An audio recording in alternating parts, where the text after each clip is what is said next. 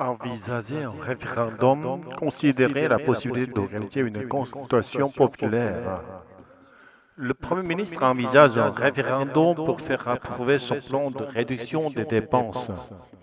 Réduire la dette publique, diminuer le montant total que l'État doit rembourser. Pour réduire la dette publique, le gouvernement veut limiter certaines dépenses sociales. Faire des économies, réduire les dépenses pour mieux gérer l'argent. L'État doit faire 40 milliards d'euros d'économies d'ici 2026. Faire des efforts, accepter de contribuer à un effort collectif souvent difficile.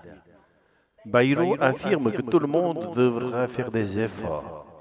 Se mettre en plan, présenter un projet à la discussion ou à l'approbation. Il veut soumettre son plan au vote des Français. Recevoir un accueil contrasté, être reçu avec des avis partagés, positifs et négatifs. À Marseille, cette proposition reçoit un accueil contrasté. Montrer l'exemple, agir de manière exemplaire peut encourager les autres à suivre. Les politiques doivent montrer l'exemple avant de résister des efforts des citoyens. Dénoncer une confiscation, accuser quelqu'un de s'approprier abusivement quelque chose. L'opposition dénonce la confiscation d'un pouvoir qui revient au Parlement. Prérogative du Parlement. Pouvoir ou droit spécifique attribué au Parlement. Voter le budget est une prérogative du Parlement. Du grand n'importe quoi, expression familière pour dire que quelque chose est absurde ou incohérent. L'opposition qualifie la proposition de grand n'importe quoi.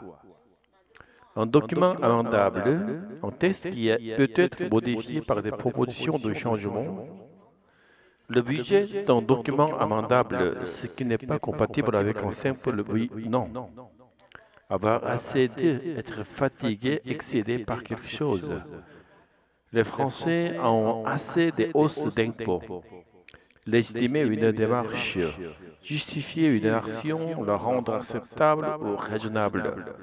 Le soutien du Premier ministre légitime sa démarche. Prendre soin de préciser, être attentif à bien clarifier un point pour éviter les malentendus. L'Élysée a pris soin de préciser le rôle de chacun. Proposer et disposer. Expression classique pour rappeler que l'on propose une idée mais que l'autre prend la décision finale.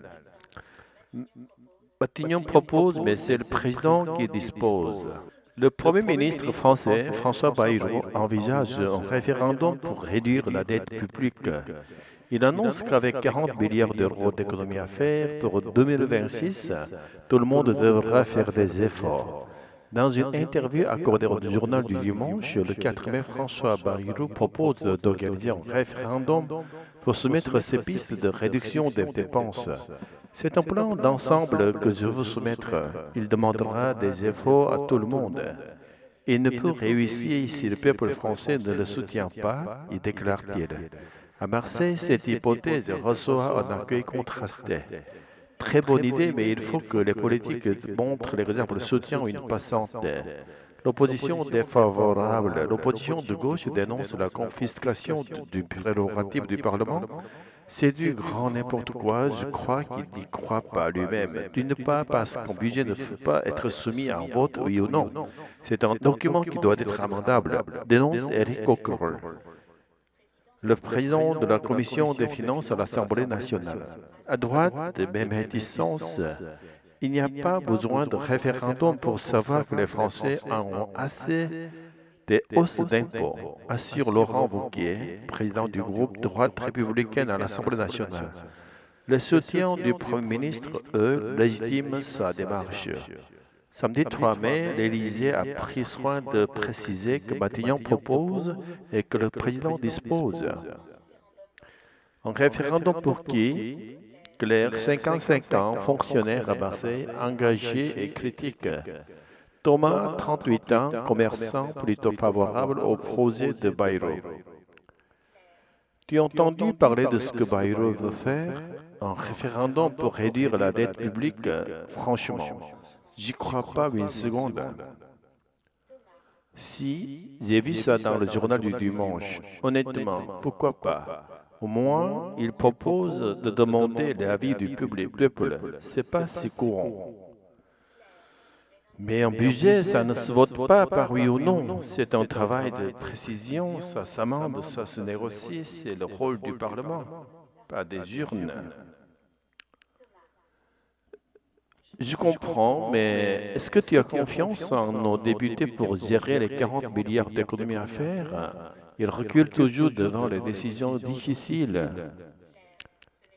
Ce n'est pas une raison pour contourner la démocratie représentative. Si tu veux qu'on remplace chaque débat budgétaire par un référendum maintenant? Non, bien sûr, mais là, c'est un cas exceptionnel. Il dit que tout le monde devra faire des efforts. Alors pourquoi pas ne pas consulter tout le monde? Parce que ce genre de consultation, c'est souvent biaisé. On agite des slogans, on simplifie tout et à la fin, on finit par faire payer les mêmes. Tu veux dire les classes moyennes? Exactement. Et pendant ce temps, certains continuent de bénéficier d'avantages fiscaux indécents. Si on veut que les citoyens fassent des efforts, que les politiques montrent l'exemple d'abord. Une passante disait la même chose à la télé ce matin. Je suis d'accord, mais si on ne fait rien, la dette explose. Il faut bien commencer quelque part, non? Oui, mais pas n'importe comment. Et surtout pas avec du grand n'importe quoi, comme dit Coquerel. Le vrai courage politique, ce n'est pas de lancer un référendum, mais c'est de faire des choix clairs et justes. Peut-être, mais au moins, Bayrou a lancé le débat. Et ça, c'est déjà un premier pas.